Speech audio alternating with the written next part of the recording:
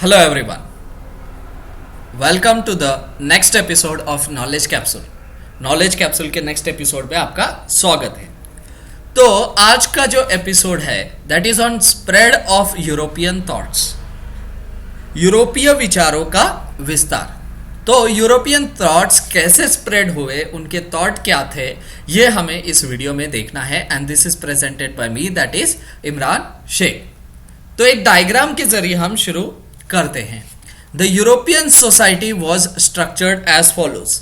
तो ये जो यूरोपीय साम्राज्य था, समाज था, इसका ढांचा निम्नानुसार है, यानी कि ऐसा है। तो आप देख रहे हैं यहां पे है मोनार्च, यानी कि यहां पे है राजा या फिर रानी इन केस ऑफ इंग्लैंड।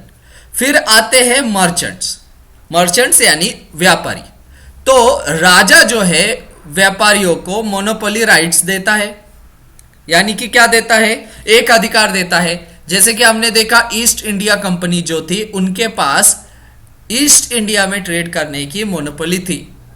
तो यहाँ की क्वीन या फिर किंग ने जो है ईस्ट इंडिया कंपनी को एक चार्टर दिया और उन्हें परमिशन दी कि आप ईस्ट इंडिया कंपनी में आप अकेले जो है यहाँ पे व्यापार करेंगे। और इसीलिए जो ईस्ट इंडिया कंपनी इंडिया की तरफ आई और फिर यहाँ पे उन्होंने व्यापार करते करते इन क्षेत्रों पे कब्जा कर लिया।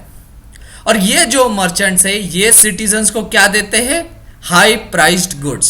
सिटीजन्स यानी कि नागरिक, जब वो उनके पास मोनोपोली राइट्स होते हैं तो वो सिटीजन्स को ऊंची कीमतों पर वो चीजें, गुड्स जो है वो बेचते हैं। सिटीजन्स बदले में क्या देते हैं, रेंट यानी कि किराया। और मर्चेंट्स जो मोनोपोली के बदले में मोनार्च को क्या देते हैं, वापस रेंट्स यानी कि किराया। तो ये एक 3 टायर फ्लो है जिसके अंदर जो है मोनार्च, मर्चेंट्स और सिटीजन्स आते हैं। ऐसी जो है यूरोपियन सोसाइटी का स्ट्रक्चर उस वक्त था। The monarch felt that they needed to control foreign trade in order to maintain military security of the country. तो शासक वर्ग जो है द मोनार्च, उनको यह लगता था कि विदेशी व्यापार पर उनका जो नियंत्रण होना चाहिए, विदेशी व्यापार पे जो है उनका नियंत्रण होना चाहिए, ताकि जो है सैन्य सुरक्षा बनाई जा सके, मिलिट्री जो सिक्योरिटी है कंट्री की वो बनाई जा सके। इसीलिए वो चाहते थे कि फॉरेन ट्रेड पे जो है उनका कंट्रोल हो। दे assumed that the wealth of the world is limited and the maximum has to be grabbed anyhow। तो ये मर्केंटलिज्म का कंसेप्ट है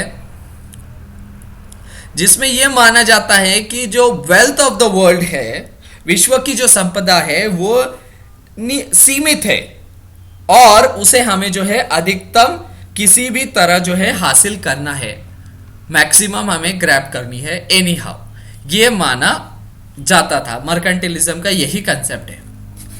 वणिकवाद, द पॉलिसीज फॉर्म्ड। अब देखते हैं कि नीति क्या बनाई गई थी। The basic policy as described above was called as mercantilism. तो हमने जैसे देखा पिछले स्लाइड में, जो नीति उसे वणिकवाद कहा जाता है, मर्केंटलिज्म कहा जाता है। Western Europe believed in it throughout 16th, 17th and 18th century. तो 16वीं, 17वीं और 18वीं सदियों में पश्चिमी देशों ने इसे माना। And the nations went to war to establish its colonies. तो मर्केंटलिज्म में जो है उन्हें ज्यादा से ज्यादा संपदा जो है, अधिकतम ये जो है संपदा उन्हें हासिल करनी थी। तो इसीलिए जो है उन्होंने कॉलोनीज बनाना शुरू किया और इसीलिए वो इसके लिए वॉर भी लड़े। The export of Boolean that is gold and silver was banned even for payments.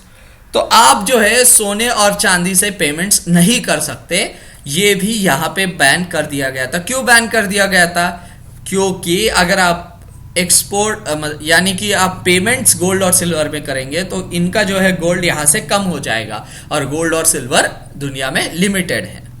Mercantilism का वही कंसेप्ट था। Use only domestic resources. तो आपको जो है केवल स्थानीय रिसोर्सेज जो है वो आपको यूज करने होंगे। तो फिर ये पॉलिसीज का रिजल्ट क्या था, रिजल्ट ये था कि the British ultimately created the biggest empire and other European powers also created their own empire. तो अतः जो है अंग्रेजों ने सबसे बड़ा साम्राज्य खड़ा कर दिया और अन्य जो यूरोपीय शक्तियां थी जैसे कि फ्रेंच थे, उसके बाद पोर्चुगल थे, उसके बाद स्पेन के लोग थे, दैट इज स्पेनिश थे, और अलग अलग जो लोग थे उन्होंने भी उनके एम्पायर्स खड़े कर दिए, उनके साम्राज्य बना दिए। अब इसके प्रॉब्लम्स एंड शॉर्टकमिंग्स क्या है, यानी कि इनके समस्या क्या है।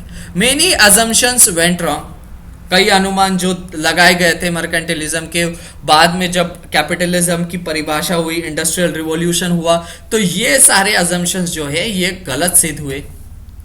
सबसे महत्वपूर्ण जो अजम्पशन था, the wealth of the world is fix, विश्व की जो संपदा है वो सीमित है, यह अजम्पशन गलत हुआ। क्यों गलत हुआ? क्योंकि यहाँ पे जो है इंडस्ट्रियल रिवॉल्यूशन हुआ। इंडस्ट्रियल रिवॉल्यूशन में यह पाया गया कि अगर आप जो है गुड्स एंड सर्विसेज प्रोड्यूस करते हैं तो आप जो वेल्थ है वो लिमिटेड नहीं है, अनलिमिटेड वेल्थ आप कलेक्ट कर सकते हैं।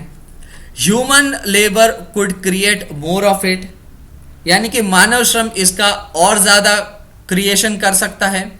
It implies warfare and not cooperation for ever, यानी कि इसका तात्पर्य था युद्ध करो ना कि सहयोग। कॉलोनियल एक्सपांशन के लिए आपको युद्ध करना था और कॉपरेशन नहीं करना था, तो इसकी वजह से बहुत सारे युद्ध लड़े गए 16वीं 17वीं और 18वीं सदी में।